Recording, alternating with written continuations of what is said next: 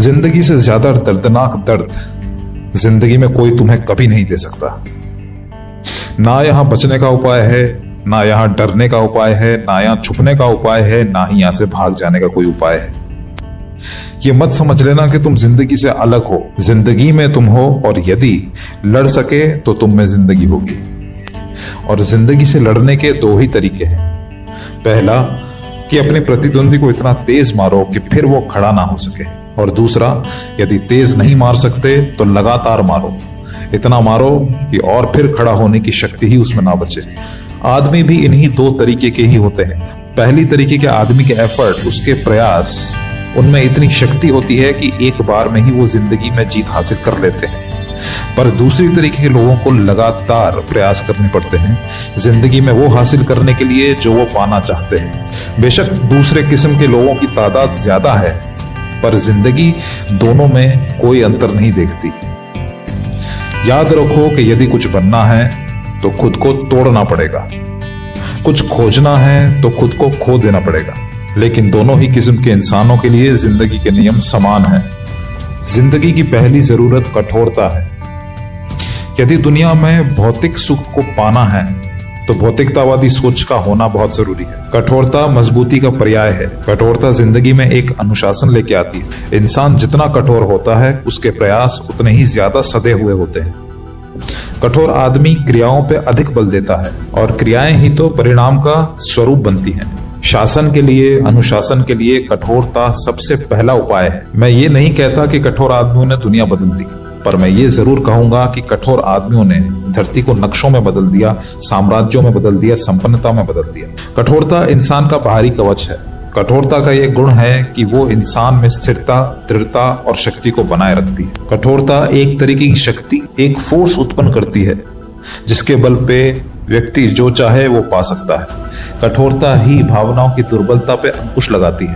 भावनाओं से कमजोर आदमी एक पत्ते की तरह है जिसे हवाएं कहीं भी ले जाती हैं, पर पेड़ कठोरता की मिसाल है जो हवाओं के चलने पर भी स्थिर खड़ा रहता है। जिंदगी का दूसरा नियम है कीमत चुकाने के लिए आप हमेशा तैयार रहें। जिंदगी में कुछ भी मुफ्त में नहीं मिलता। जिंदगी की अपनी कीमत होती है, और जिंदगी को जीना है तो उसके लिए कीमत चुकानी पड़ती है। कीमत ना चुकाए जाने पर भी दुनिया आपको याद नहीं रखती। इसलिए ये समझ लो कि दुनिया में आए हो तो तुम्हें किसी वरदान की वजह से जन्म नहीं दिया गया है। तुम्हारा जन्म हुआ है कुछ हासिल करने के लिए, या हासिल करने की एक कड़ी बनने के लिए, और इसके लिए तुम्हें कुछ ना कुछ प्रयास करते रहने होते हैं। तुम्हें जन्म देने के बदले में प्रकृति तुमसे उसकी कीमत मांगती है, और जन्म से मृत्यु तक का समय देती है अपने प्रयासों में उन सब की कीमत चुकाने के लिए जो प्रकृति ने तुम्हें दिया है। यदि आप शहद की खोज में जाते हो तो आपको मधुमक्खियों के काटे जाने की संभावनाओं को स्वीकार कर लेना चाहिए। जीवन का रस यदि शहद है तो मधुमक्खियां रूपी चुनौतियां उस तक पहुंचने की बाधाएं हैं। जो उनसे डरेगा वो जीवन के शहद तक नहीं पहुंच सकेगा। जिंदगी तुमसे कीमत मांगती है। उस वक्त तुम्हारे पास दो ही रास्ते हैं, या तो कीमत चुकाओ या अपना सब कुछ गवा दो। और तुम कीमत तभी चुका सकोगे जब तुम उसके लायक हो। इसलिए खुद को मजबूत बनाओ कि जब तुम्हें कीमत चुकाने का मौका मिले तो तुम्हें कहीं छुपने की जरूरत ना पड़े, क्योंकि जिंदगी में रह के जिंदगी से कभी छुपा नहीं जा सकता, वो तुम्हें ढूंढ लेगी। जीवन का तीसरा नियम है अपने स्वाभिमान का निर्माण करो। स्वाभिमान एक आईना है जो इंसान को यह दिखाता है कि अपनी नजर में वो खुद को किस रूप में देखता है। ये आईना ये दिखा देता है कि आप अपनी नजर में खुद को किस सम्मान और उपयोगिता से देखते हो, और जैसा आप खुद को देखते हो पूरी दुनिया भी आपको उसी नजर से देखने लगती है। हमारे बाहरी आवरण में उपलब्ध परिस्थितियां, हमारे प्रतियोगी हमेशा इसी कोशिश में रहते हैं कि हम अपने आप को हीनता की नजर से देखें। इसलिए लोग इंसान के बारे में गलत विचार, गलत सोच का प्रचार करते हैं, क्योंकि वो ये जानते हैं कि स्वाभिमान ही संकल्प को जन्म देता है। यदि स्वाभिमान को तोड़ दिया जाए तो संकल्प करने के लिए शक्ति का विखंडन हो जाता है, और बिना संकल्प के आदमी दिशाहीन नाविक से ज्यादा और कुछ नहीं, और बिना दिशा के वो निश्चित ही जिंदगी के समंदर में खो जाएगा। स्वाभिमान एक दिए की तरह है जो अंधियारे समंदर में भी दिशा दिखा देता है। इसलिए यदि जिंदगी में लड़ना है, कुछ पाना है, तो सबसे पहले खुद को खुद की नजर में सम्मान से देखना होगा। खुद के लिए स्वाभिमान का निर्माण करना होगा। अगर तुम खुद का सम्मान करोगे तो दुनिया खुद तुम्हारा सम्मान करेगी। जिंदगी का अगला नियम है कि यदि आपको आगे बढ़ना है तो बांटना सीखना होगा। ये जिंदगी का मूलभूत सूत्र है, पर इंसान इससे उल्टा ही चलता है और मारा जाता है। इंसान हर चीज को संग्रहित करने की कोशिश में लगा रहता है, चाहे वो शक्ति हो, बुद्धि हो, ज्ञान हो या धन हो। जीवन निरंतर वेग से चल रहा है। जीवन सिर्फ एक ही काम करता है, वो है जन्म देने का। अब आप मुझसे बार बार कमेंट में पूछेंगे कि ऐसे कैसे हो सकता है। अर्थशास्त्र के नियम के हिसाब से जीवन में कभी कुछ समाप्त नहीं होता, कभी भी कोई वस्तु समाप्त होती ही नहीं, बस एक समय के बाद अपना एक रूप बदल लेती।